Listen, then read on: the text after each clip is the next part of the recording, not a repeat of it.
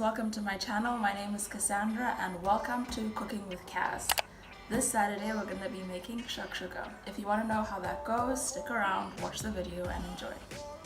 Okay, so our ingredients are, we have olive oil, our tomatoes, an onion, garlic, tomato paste, sriracha because let's be honest, some spices, parsley and the eggs. So first things first is we are going to chop the onion.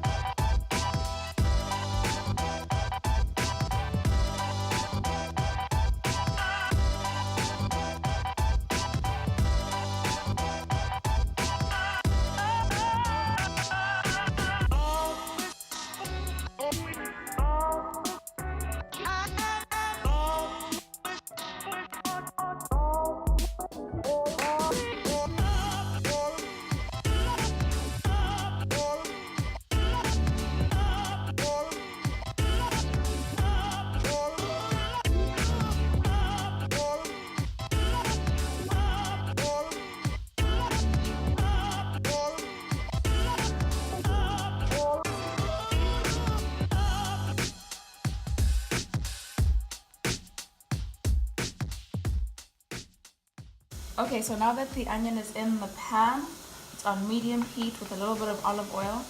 You just want it to brown a little bit. And once it's browned, you can add your chopped tomato and your garlic to here and let it simmer for about 3 to 5 minutes.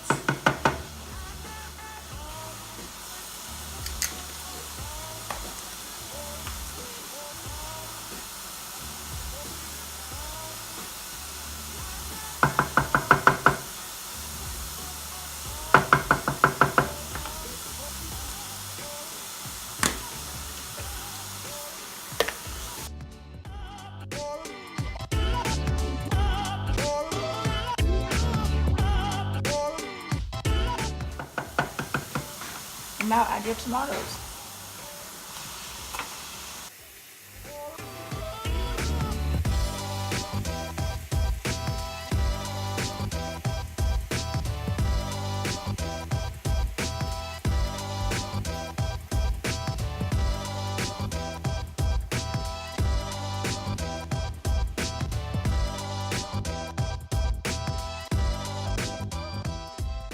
Okay, so let's take a peek. Okay, so this is the consistency that you want it to be at when you're about to put in all of your spices and the optional tomato paste. So let's do that.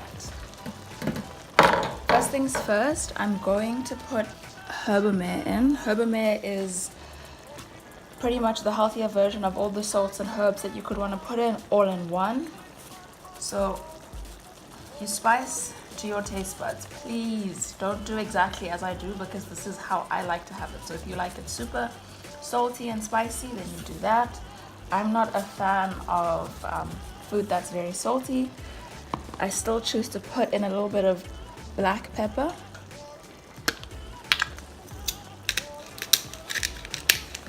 Just to give it some more taste.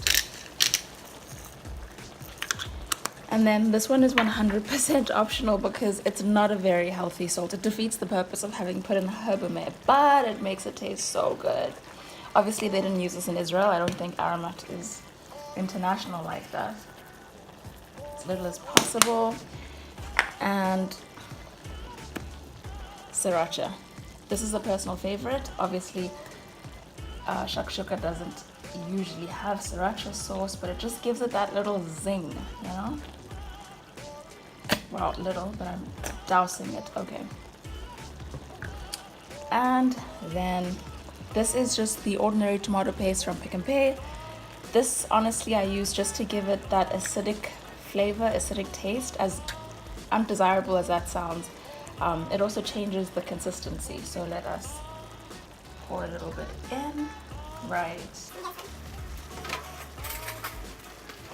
Honestly, just need 1 heaped spoon and you are good to go. Let's mix it all together. As you're mixing it, you can literally smell all of the different spices coming together. Wait, comment down below. Are you the kind of person who smells if something tastes right? Or are you the kind of person that has to taste it? Personally, I am a taste tester, but I understand that that's not for everyone. I do trust my sense of smell, but I have to taste it.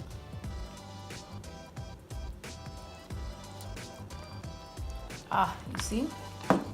Maybe a little bit of herbamare.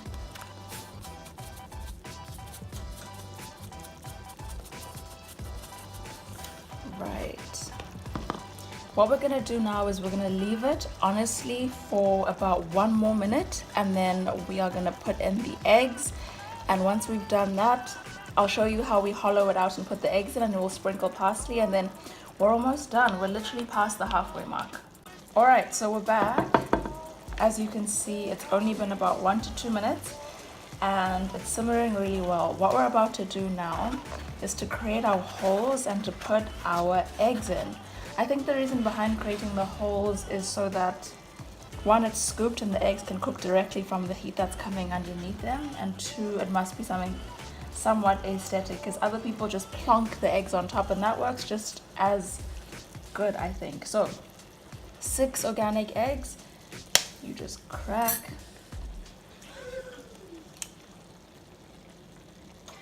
Crack and plonk.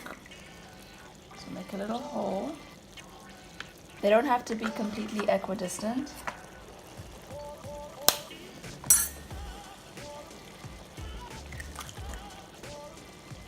All that you want to make sure is that when they fall, they aren't, they haven't shattered.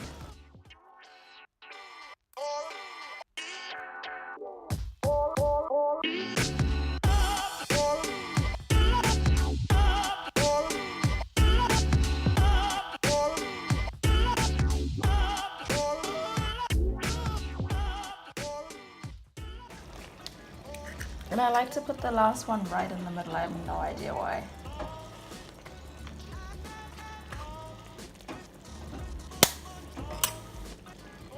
And there you have it. The amount that you put in is completely up to you. It can be 2, 4, 6. Obviously, depending on the size of your pan, the bigger the more. Make sure that everything is distributed. Now, you are going to have to watch this. Usually it's between 5 to 10 minutes. You put your lid on, and then once the eggs are cooked and the yolk is hard, sprinkle a little bit of your, whether it's coriander or parsley, that's up to your preference, but I prefer coriander. I prefer parsley, sorry, that's a joke. Coriander, yeah, I don't think it would work that well with this, personally. Then you close it and then your eggs are ready. So let's give them 5 minutes and we'll be back.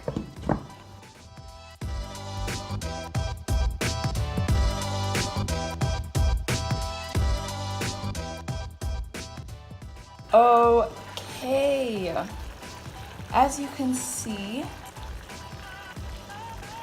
the yolks have hardened, so this is the perfect time for us to sprinkle on our parsley. So that again is up to you. I like a lot of parsley, so I'm pretty much going to submerge all of this. Please don't mind the granite. I'm someone who prefers to chop on granite, like you clean the surface before than on a chopping board. So I just want you to know that that is what's happening here. Alright, so you sprinkle on all of the parsley. At this point, it needs maybe 30 seconds. You turn the heat off, everything settles, and your shakshuka is ready to be eaten.